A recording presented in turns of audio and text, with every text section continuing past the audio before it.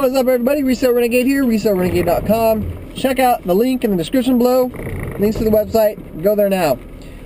Today, I don't know if you have seen or not, but Glennon posted this video about how you can make $200 a day selling cell phones, blah, blah, blah.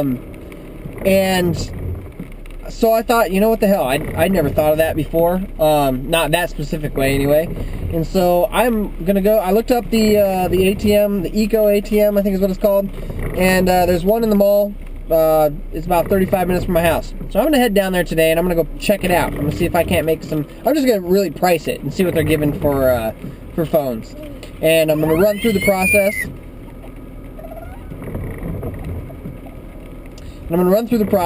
And see just what it's all about, see if it's something that's viable that I might be able to make some money on. So, just check that out. That's right. Bye!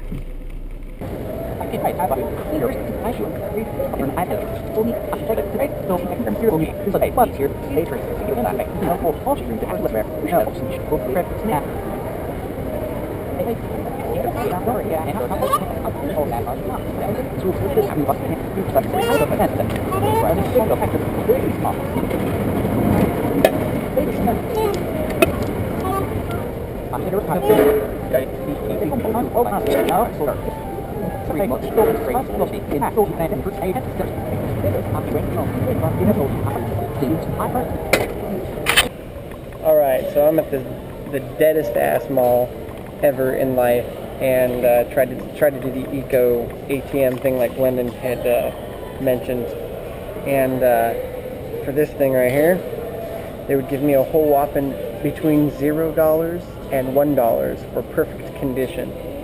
For this guy here, this is the iPhone 4, they would give me 118 bucks. I could sell it on Amazon for 175 or so in used condition, used acceptable condition. So I don't know if it's worth it or not, but I just wanted to test it out because I always take a look at things that are new, and he brought it up, so I thought I'd check it out, and that was my experience. What's up, guys?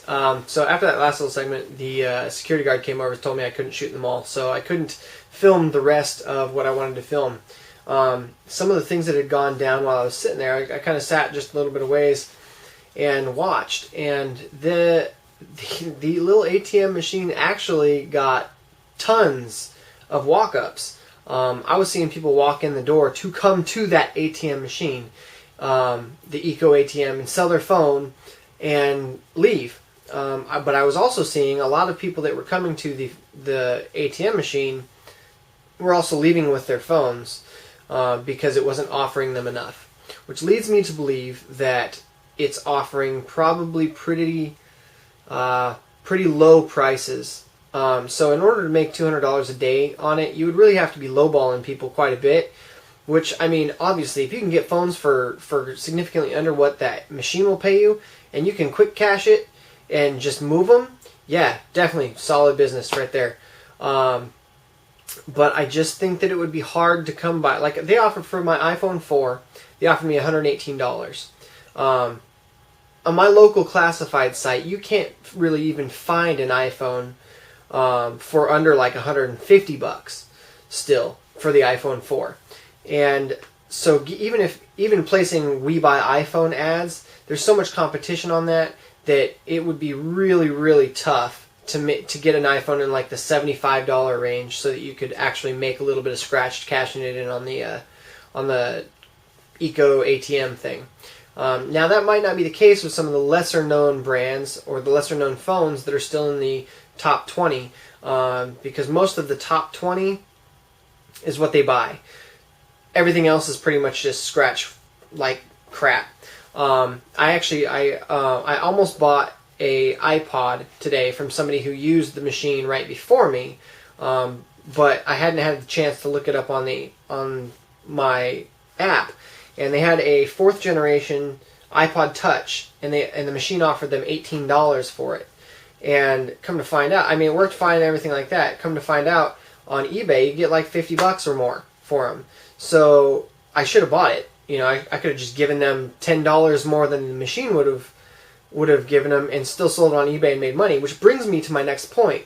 It might not be a bad idea to just sit there by that EcoATM monitor what it gives people for price and just snipe the machine and be like, oh, yeah, that's kind of a crappy price. I'm actually looking for a new phone or whatever. I'll give you $20 more than the machine gave you, or whatever. Do something like that.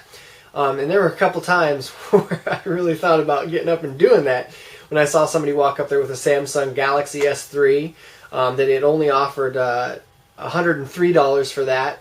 And the reason why I know these prices is because it's actually got a monitor over the top of it that lists out what the going rate is for the top 20 phones that go through that thing. It's kind of like a stock ticker. But anyways, that was my experience with the EcoATM. It's not necessarily a bad thing. If you can get phones for under what the EcoATM will buy it for, by all means, quick flip it. Just get your money back as soon as you possibly can. I'd do it for $15, $20 margin if I lived closer to one, and I could just the process is pretty easy. I believe you saw a little snippet of it. I went through, pushed a bunch of buttons. You have to put your ID on there, and you have to do a thumbprint. So as long as you don't mind doing that stuff, you can sell it on the ATM. It's pretty easy.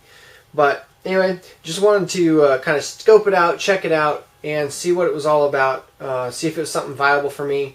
And turns out I probably won't use it that much unless I find a bunch of phones in a storage locker or something like that. And then by all means, I'll quick cash them and get my money back. But that's my experience. Yours might be a little bit different. I don't know, but you should definitely check it out. So thanks for watching. If you've liked, found any value in this, or otherwise were entertained, please like, favorite, comment, subscribe, do all the other YouTube stuff. And we'll see you guys next time. Later.